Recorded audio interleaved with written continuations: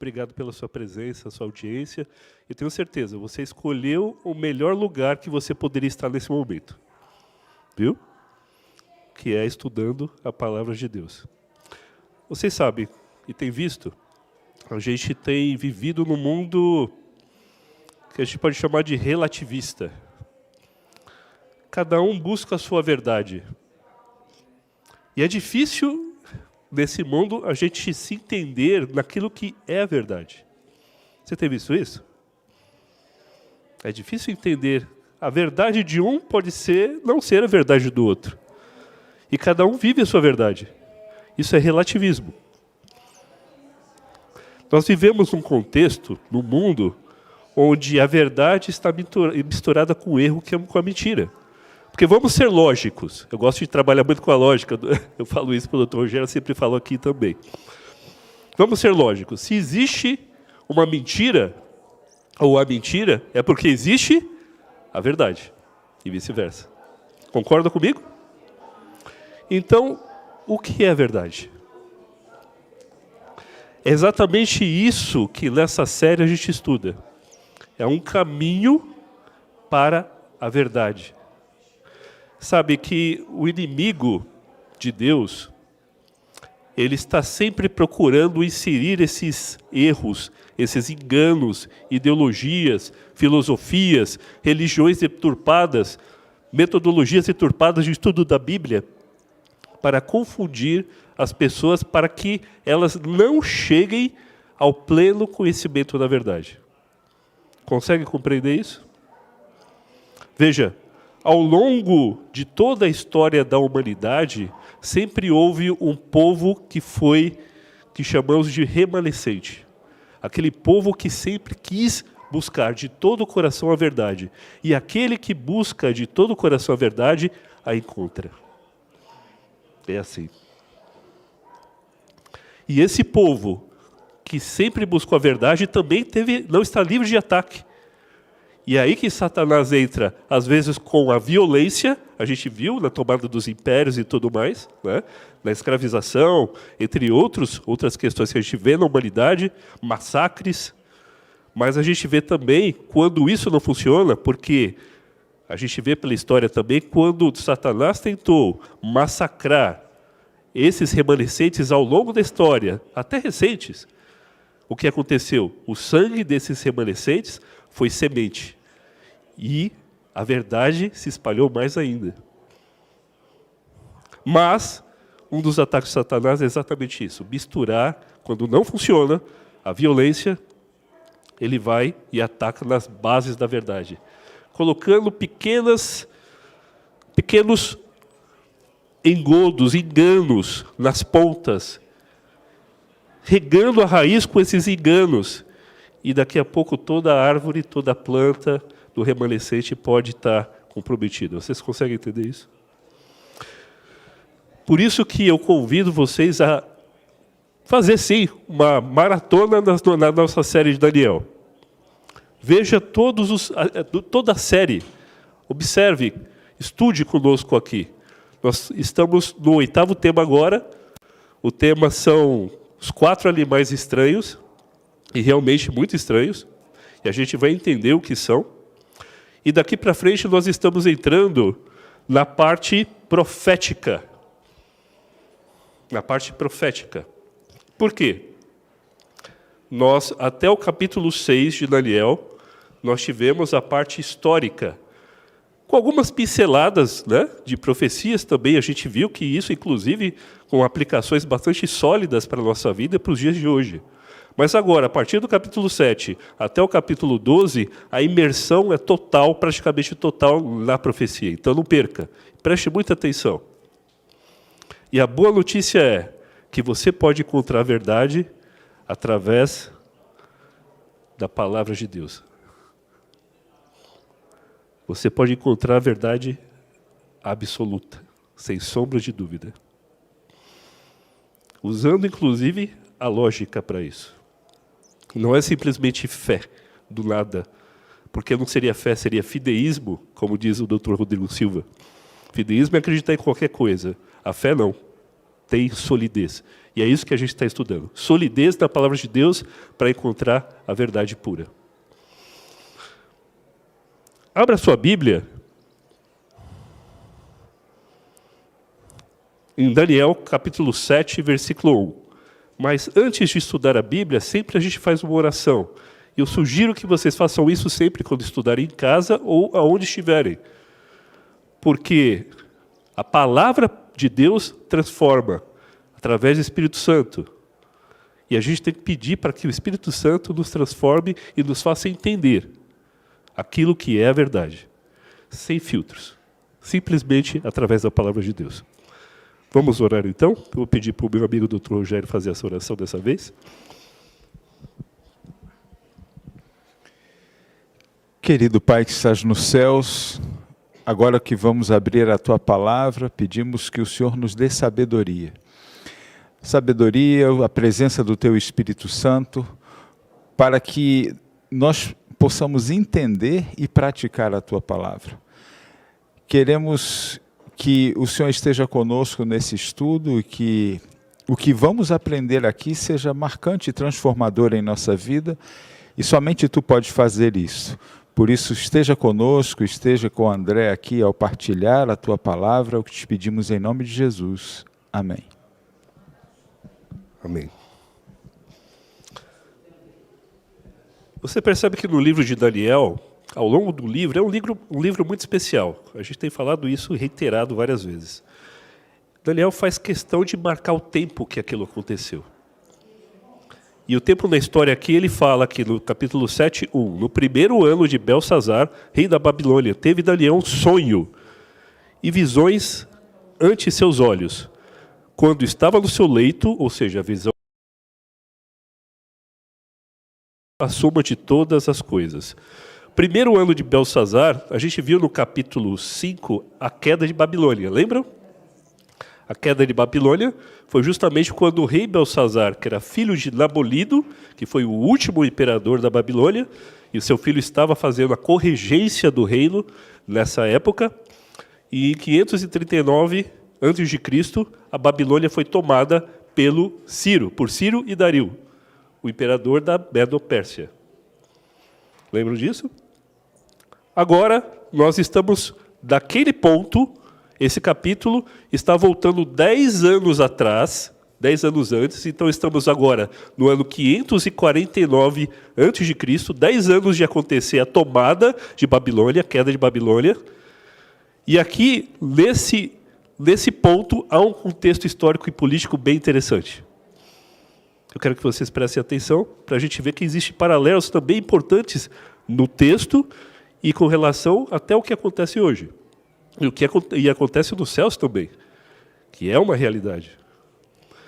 Então, neste ano, 549 a.C., Nabonido foi o último imperador, que foi a sucessão de Nabucodonosor. Ele era filho de Nabucodonosor. E Nabonido não se importou muito com o reino e deixou esse reino na mão do seu filho primogênito, que era Belsazar, e deixou ele lá. E ele foi passear pela Arábia, e ficou muito tempo pela Arábia lá, enquanto seu filho ali comandava Babilônia. Veja que há a transmissão do reino de um pai, Nabonido, para um filho, Belsazar.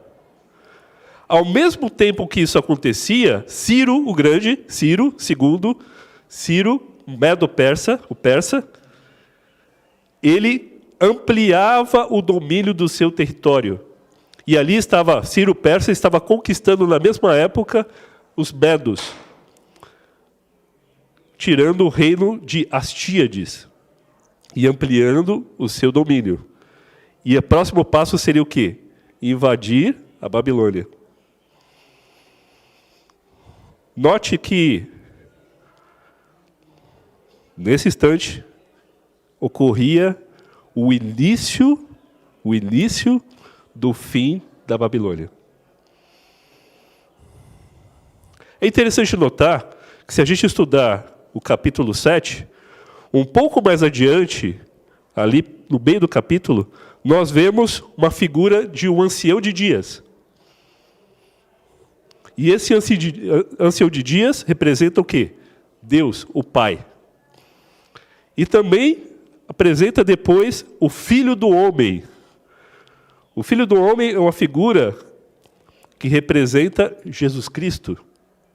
Representa também a ligação de Cristo com a humanidade, porque ele foi homem. Interessante que falou esse termo Filho do Homem, muito tempo, 500 anos antes, 600 anos antes de, ou 700 anos antes de Cristo, 600 anos antes de Cristo nascer. Bem interessante. E ali há uma transmissão no capítulo também do Pai, que era o ancião de dias, para o Filho. Só que agora no contexto do quê? De haver um julgamento, e vocês lembram que houve um julgamento lá no Belsazar? A mão não julgou? Você está julgado, rei. Seu reino foi derrubado. Acabou. Há essa transmissão agora no capítulo 7, do ancião de dias, Pai, para o Filho, a mesma transmissão, só que agora para derrubar a Babilônia. A gente está falando no contexto atual. Não é interessante isso? Mas antes haveria o quê? Um julgamento. E a gente vai estudar, daqui para frente, uma série de circunstâncias a respeito em torno desse julgamento. Mas estamos no tempo do fim. Esse é o contexto político, que é um paralelo com o contexto atual do que está acontecendo no mundo invisível, né? Que nós não conseguimos ver. Bom, o que Daniel viu na segunda visão? Vamos ler. Falou Daniel e disse: eu estava olhando durante a minha visão à noite. Isso está em Daniel 7,4. Deixa eu voltar um pouquinho. Daniel 7,4. Ou melhor, desculpe. Daniel 7, 2 e 3. 2 e 3. Próximo versículo. Falou Daniel e disse: eu estava olhando durante a minha visão da noite, e eis que os 4 ventos do céu agitavam o mar grande, o mar Mediterrâneo. 4 animais grandes, diferentes um dos outros, subiam do mar. Próximo versículo, versículo 4. O primeiro era como um leão e tinha asas de águia. Enquanto eu olhava, foram arrancadas as asas. Foi levantado da terra e posto em 2 pés, como homem. E lhe foi dada mente de homem. Isso lembra alguma coisa? Lembra o que aconteceu no capítulo 4, capítulo 6, desculpe, com capítulo 4, que aconteceu com Nabucodonosor. Que ele ficou como louco, né? Deus permitiu, né, que ele tivesse essa doença, se comportou como animal, e depois foi restabelecido seu juízo, e aí ele retornou ao reino e reconheceu o quê?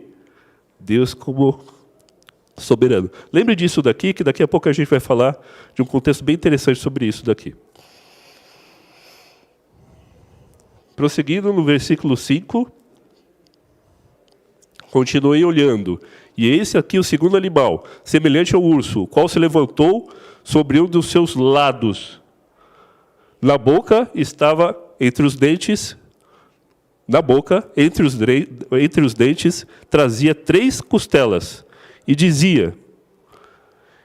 lhe diziam, levanta-te, devora, come muita carne. Isso está no versículo 5. Daqui é o segundo reino, a gente já vai explicar. Próximo versículo. Depois disso, eu continuava olhando nas visões da noite, ele reafirma a noite, e eis aqui o 4º animal, terrível, espantoso e sobremodo forte, o qual tinha grandes dentes de ferro. E ele devorava e fazia em pedaços e pisava aos pés o que sobejava. Era diferente de todos os animais que apareceram antes dele e tinha 10 chifres. Aqui Daniel se espanta com essa visão desse animal, porque não se parecia com nada que ele tinha visto. Então ele viu ali o leão,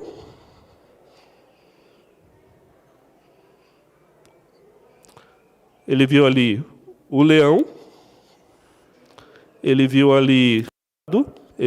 um urso,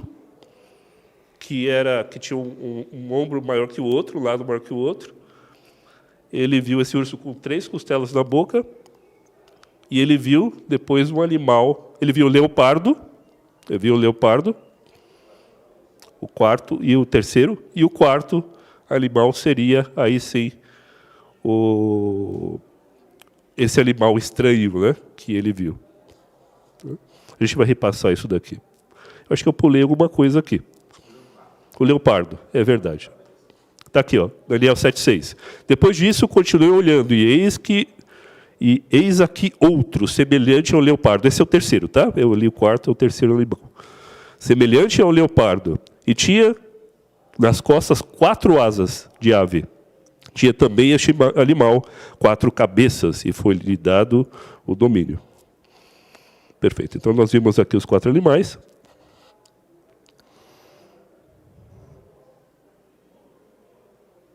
Perfeito. Ali nós vimos que tem alguns simbolismos, né? Aliás, todos esses textos são simbólicos, né? Estamos falando de animais, estamos falando de animal com características híbridas, até estranhas, né?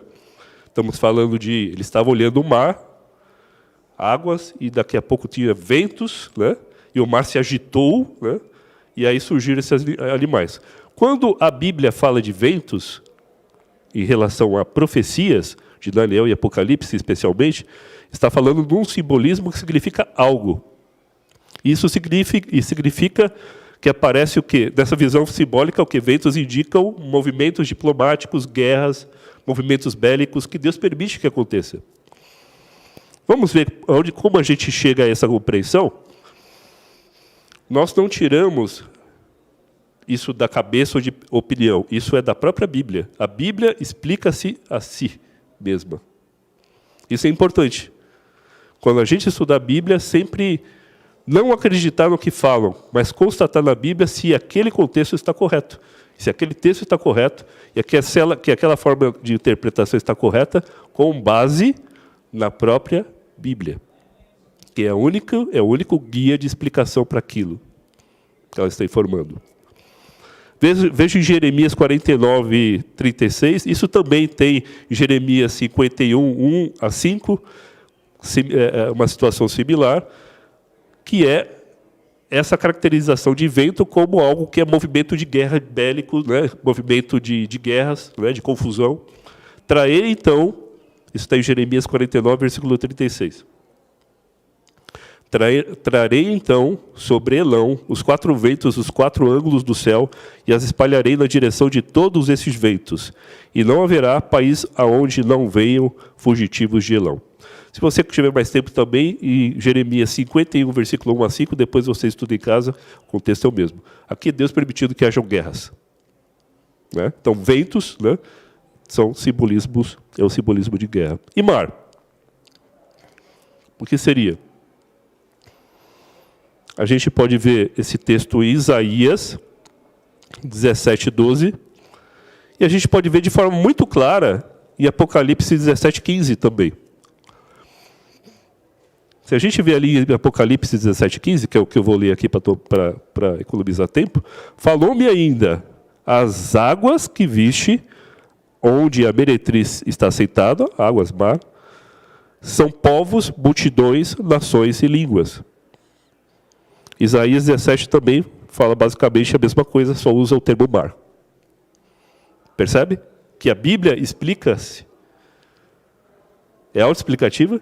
Então, quando há um simbolismo na Bíblia, há também uma explicação da própria Bíblia. Não sou eu que explico, é a Bíblia que explica.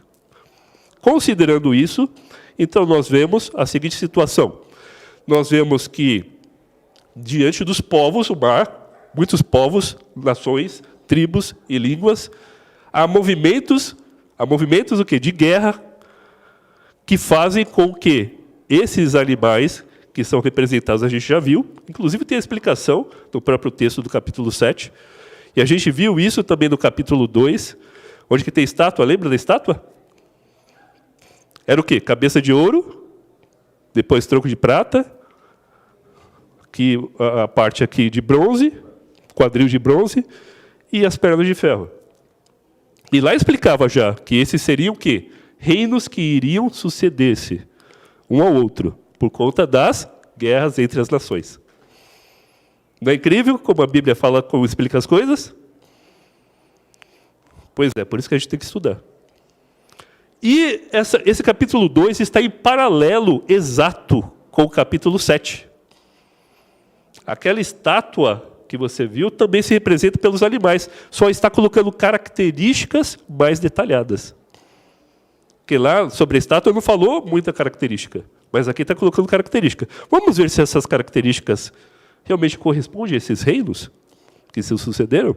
Será que a Bíblia estava certa? Olha, a gente está vendo fatos aqui milênios antes de acontecer. Centenas de anos, séculos e até milênios antes de acontecer. Escrito por uma pessoa há 600, 700 anos antes de Cristo. Veja, na visão noturna de Daniel, ele viu esses animais híbridos. E você vê que existe um simbolismo também, que um é o oposto do outro, que são os animais e aquela figura de homem. Não teve o caso aqui do leão? Vamos lá. O leão alado, que foi a Babilônia, que acabou o reino de 539, naquela tomada por Ciro, certo? Estudamos isso. E ali ele fala que as asas desse leão foi arrancado e ele foi posto em pé, como homem. Existem dois simbolismos aí. Os animais híbridos, estranhos, os animais estranhos, e uma figura de homem. Isso representa o quê? No caso, você pode interpretar porque você consegue entender a história. Os animais são hostis contra o poder de Deus. E contra os outros poderes também, inclusive de Deus. O homem, ele se arrependeu. Nesse caso, é a figura de Nabucodonosor. Ele tem uma figura de um homem que se arrependeu. Ele saiu do estágio de besta, aqui falar animais, né, monstros, e entrou no estágio de ser humano que pode compreender quem é Deus, se ele quiser. Entende isso? Está vendo aqui os símbolos opostos, os blocos de símbolos? O homem e os animais estranhos. E o que aconteceu com Nabucodonosor? Não foi isso que aconteceu? Ele não ficou louco lá e ele escreveu o capítulo 4 e lá no final ele diz: eu reconheço a Deus como soberano sobre todas as coisas, inclusive sobre o meu reino e sobre mim. E sobre a minha história e a história dos mundos. Incrível isso. E esse simbolismo, para vocês verem, quando a gente estuda a Bíblia a fundo, a gente tira tantas lições maravilhosas. E caiu Babilônia. Aos pés de quem? De Ciro, o Grande. Também chamado Grande, né? Caiu 539. Mas a Medo-Persa também não durou. A gente parou ali, né? No capítulo 6.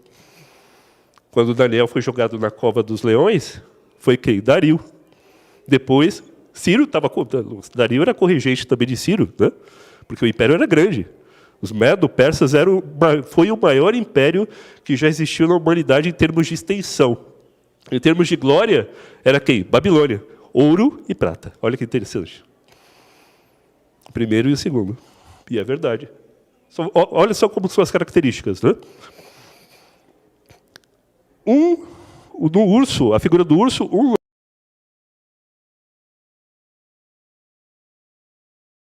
agora está explicado que são reinos, né? A gente viu aqui. Agora vamos bater com a história. Por isso que a gente usa o conceito de texto e história. Histórico textual. Então a gente vê na história os acontecimentos do fato que ocorreram, ocorrem e vão ocorrer. E no texto a gente busca a interpretação desses fatos. E comprova esses fatos na história. É o ciclo. Os medos eram menores do que os persas. O reino que se uniu, os persas de Ciro, era maior. O de Dario, né, era menor, que eram os medos. Então, um lado maior que o outro, do urso. Era o mesmo reino, mas um lado era maior que o outro, Medo-Persa. Segundo, Ele tinha 3 costelas na boca. O que representa isso? Uma coisa que eu não falei, que o leão também alado era um símbolo de Babilônia. Tá? Quando Daniel teve a visão, ele já... Isso aqui são reinos. Está falando leão alado, é o reino de Babilônia. Tudo lá nos muros de Babilônia é cercado com um leão alado. Você pode ver, inclusive, isso na própria história, figuras artísticas, etc., de Babilônia. Aqui o urso tinha 3 costelas na boca. O que isso quer dizer?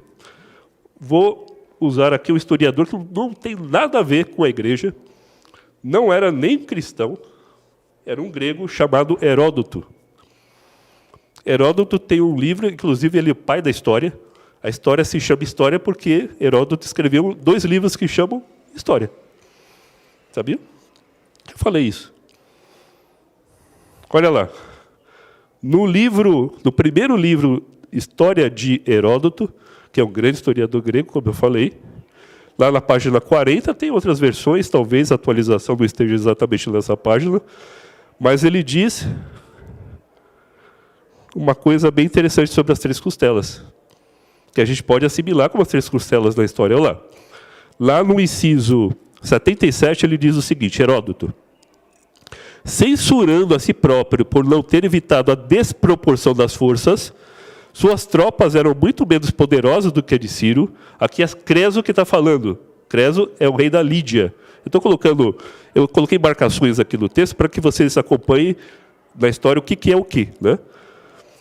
Creso, ou melhor, e vendo que no dia seguinte o príncipe não tentaria novo ataque, está falando logicamente de Ciro, Creso,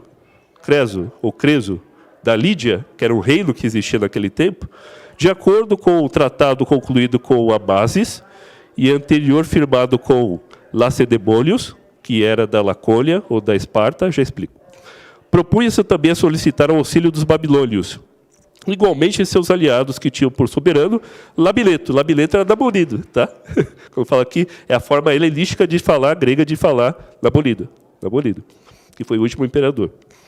E pedir às tropas lacedemônias, que eram da Esparta, aliado dos gregos, que se dirigisse a Sardes, dentro do tempo determinado. Contava passar o inverno tranquilamente. Então, à entrada da primavera, marchar contra os persas, né?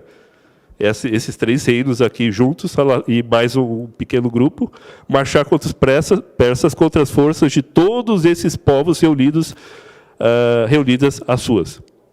Então, a Lídia chamando 2 outros povos, que é o Egito e a Babilônia, para guerrear contra os medo-persas. E o que aconteceu? 3 costelas na boca. Os 3 foram dominados. Entende? Como é interessante isso? Quando ocorreu isso? Em que momento? Está aí. A história confirma a Bíblia. E a Bíblia dita a história. A palavra de Deus dita a história. Isso não quer dizer que Deus premedita ou Deus interfere nas suas escolhas. Não. Não é predestinação, não tem nada a ver. A presciência de Deus não é causativa. A presciência de Deus não causa nenhum efeito na sua escolha.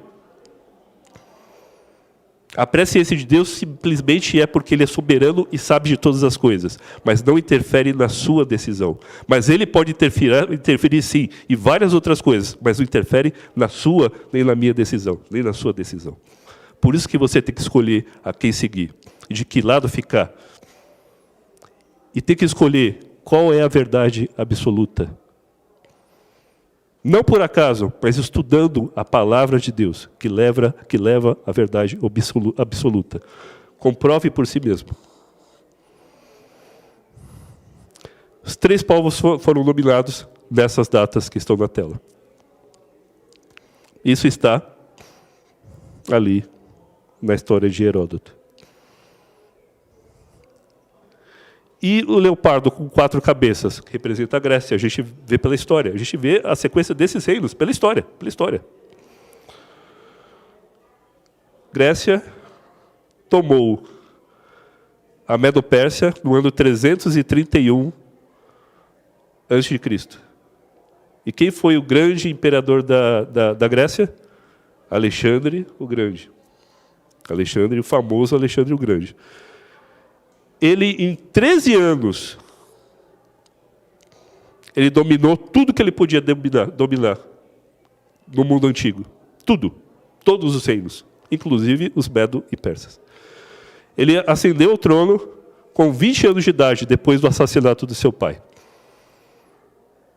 Em pouco mais de 10 anos, ele havia conquistado tudo.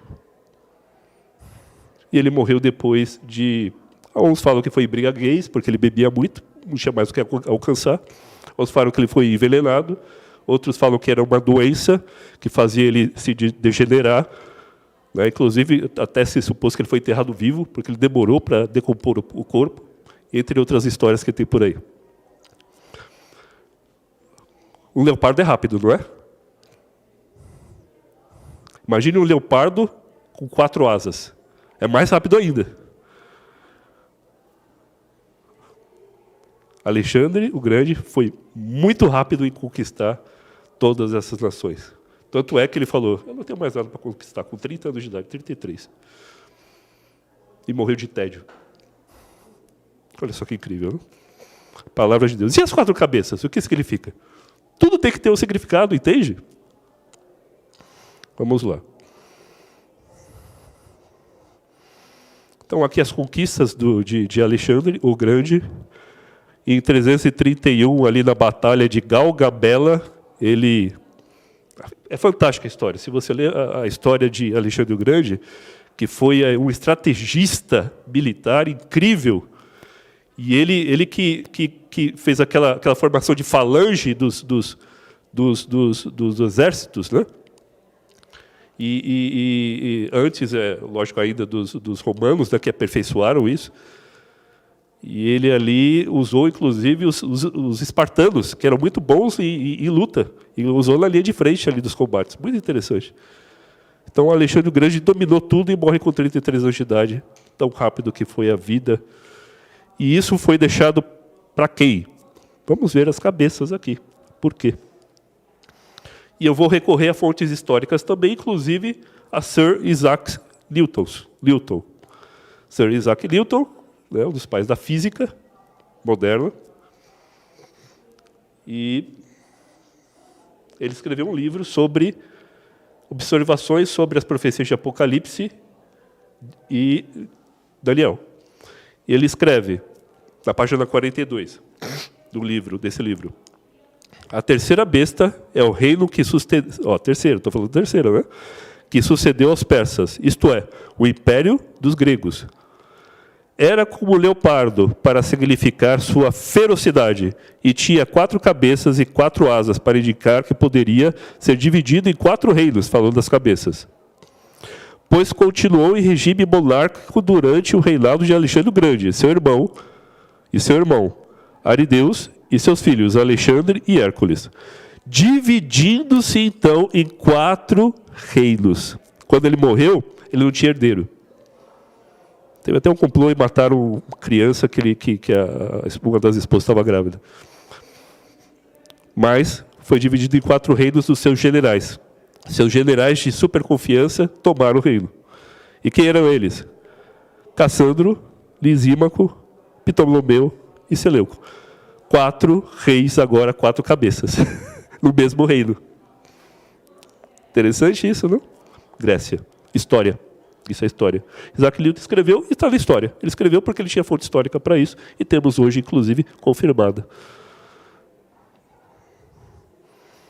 Então, são esses aqui os reinos que foram as partes do reino da Grécia, inclusive a Babilônia estava aqui no meio, que foram tomados aqui, que foram divididas por esses 4 generais. Ok? 4 cabeças.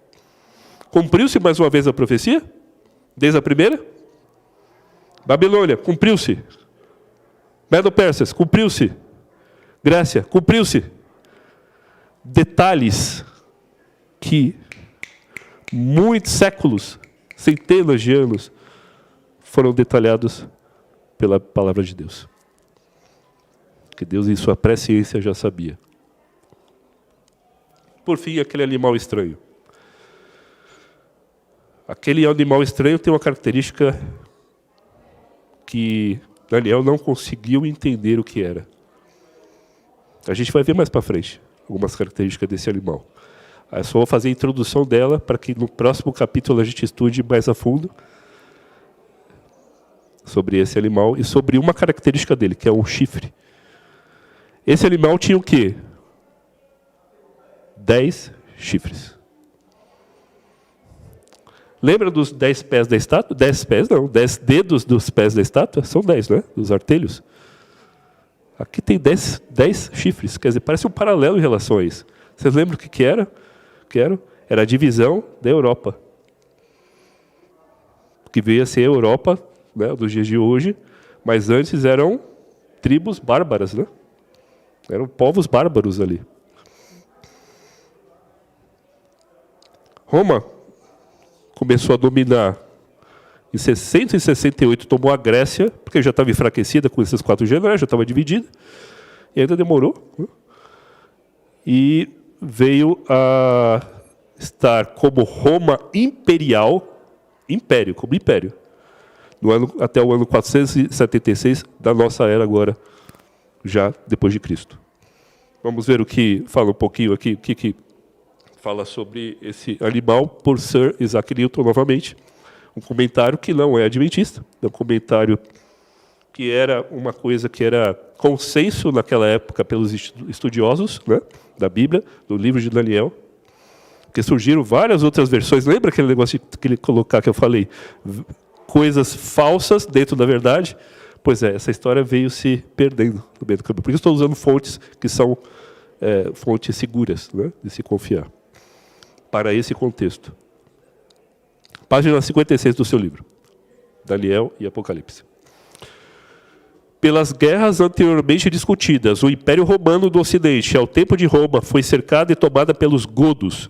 Dividiu-se nos seguintes reinos: vândalos e álanos, África, né, está falando da onde? Da Espanha, Espanha e África, dos suevos, na Espanha, dos visigodos, dos álanos, na Gália, dos burgúndios, dos francos, dos bretões, hunos, dos lombardos e dos ravenos. Na Ravena são 10 povos, 10 chifres na cabeça desse animal.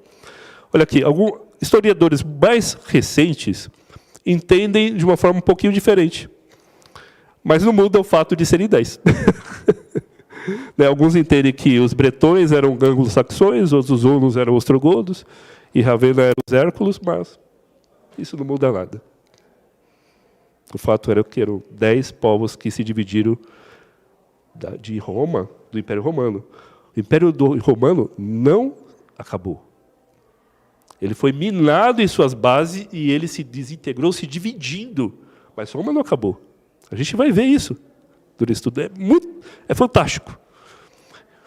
E olha só. Vou usar outra fonte aqui, que é Edward Gibbon. Edward Gibbon, ele é um dos mais conceituados historiadores do mundo. No século XVIII, ele escreveu esse livro, que é O Declínio e Queda do Império Romano. Está disponível, né? Inclusive em português. E ele fala que o Império Romano nunca foi tomado. Ele foi diluído. Nunca foi tomado. E você lembra que lá naquela figura do sonho de Nabucodonosor, no tempo desses reinos dos 10 pés, dos 10 dedos, veio uma pedra que seria destruída e formaria, encheria a terra e seria um novo reino. Aqui no capítulo 7, lá no versículo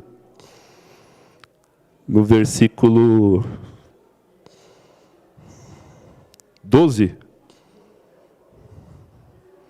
no versículo 11, você vai ver em diante, você vai ver que depois o reino que vai ser transferido desse reino, olha, esse daqui foi o último reino, grande reino da terra.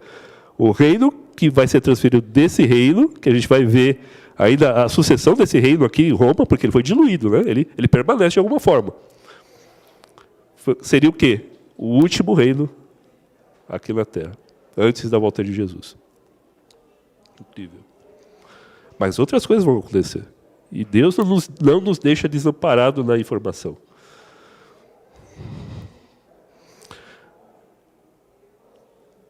A gente vai ver aqui,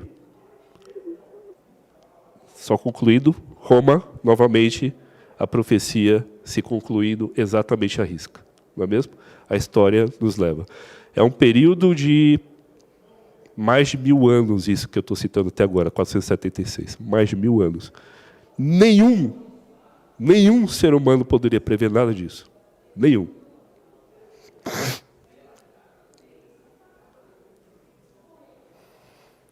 Vamos ver aqui Daniel 7, versículo 8 e 11. Tinha uma característica que eu vou iniciar aqui sobre esse último monstro, né? Esse último animal. Estando eu a observar os chifres, e eis que entre eles subiu outro chifre pequeno, diante do qual 3 dos primeiros chifres foram arrancados. E eis que esse chifre havia olhos. Olha só a característica humana aí, não é? Havia olhos como os de homem e uma boca que falava insolência. Olha só, a característica humana parece ser favorável a Deus. Mas aqui ele está falando que ele era insolente e falava blasfêmias. Então não era. Ele parece favorável, mas não é. Lembre-se disso. Ele tem características humanas porque ele parece ser favorável, mas não é. Versículo 11. Então estive olhando por causa da voz das insolentes palavras que o chifre proferia. Tudo isso é simbólico. Desse império, esse grande animal estranho, iam sair 10 chifres, que são esses 10 reinos que nós vemos, os 10 povos. Desses, iam cair 3, e ia nascer um. A gente vai ler, né, vocês vão ler, nós vamos ver, vamos estudar. Ia nascer um pequeno. Pequeno parece insignificante. E tinha característica de homem, parece inofensivo, vai ser favorável a Deus. Mas não, só que não. Só que não. A gente vai ver. Eu só quero terminar com esse versículo, 7:25. Nem estava aqui no roteiro, mas eu incluí. Esse chifre pequeno proferirá palavras contra o Altíssimo, magoará os santos do Altíssimo, e cuidará em mudar os tempos e a lei. Eles serão entregues nas mãos por um tempo, 2 tempos e metade de um tempo. Eu só vou adiantar aqui que esse poder nasceu de Roma. Ele surgiu de Roma. E dentre essas tribos, né, tinha a ver, nasceu e derrubou 3 tribos daquela ali. Inclusive Jesus fala que citou esse poder, e Paulo também citou esse poder, muito para frente, a gente vai ver na semana que vem, Dr. Rogério. E Daniel 7:25 fala também o seguinte, que esse poder iria dominar, ia oprimir o povo remanescente, ia fazer essa opressão durante um tempo, 2 tempos e metade do tempo. Isso também traduzindo em linguagem profética, a gente vai ver na semana que vem, só para adiantar, semana que vem, mas vou só adiantar, significa 3 anos e meio. Sabe o que é interessante? A gente não tem aqui no capítulo 7 a figura do Filho do Homem. Quanto tempo foi o ministério de sofrimento, inclusive, e morte de cruz de Jesus? 3 anos e meio. Esse aqui é um significado secundário, tá? Mas isso quer dizer uma coisa. Aqui Deus entregou uma visão para Daniel que falava, durante 3 anos e meio proféticos, a gente vai ver o que significa, o povo vai sofrer opressão nas mãos e vai ser, inclusive, derrotado. Muitos serão mortos na mão desse poder que é chamado de chifre pequeno. Mas olha só o link que ele cria com Jesus. Hoje nós vemos isso. Daniel não viu. Hoje nós vemos. Jesus sofreu opressão do ser humano durante 3 anos e meio para salvar o ser humano. E morreu em morte de cruz. É como se Jesus falasse hoje para você e para mim. Eu participo com você das suas lutas. Eu participo com você da sua dor. Eu participo com você até a morte. ser fiel até a morte. Dar-te-ei a coroa da vida. Amém? Próximo capítulo será o 9. Vamos falar sobre o chifre pequeno. Desculpe, é o tema 8, tá? O tema 9, mais o capítulo 8. Tema 9, falei certo. Capítulo 8. Vai falar também um pouco sobre o capítulo 7 aqui, mas está citando o chifre pequeno. A gente vai estudar um pouco mais a fundo sobre esse império. Ou sobre esse poder, não é? Que deriva do Império Romano. Muito obrigado pela sua participação. E só quero dizer mais uma coisa. Para vocês que estão aqui e para você que está assistindo em casa. Há um espaço dentro do ser das pessoas, dentro de você e de mim, que só pode ser preenchido pela verdade absoluta.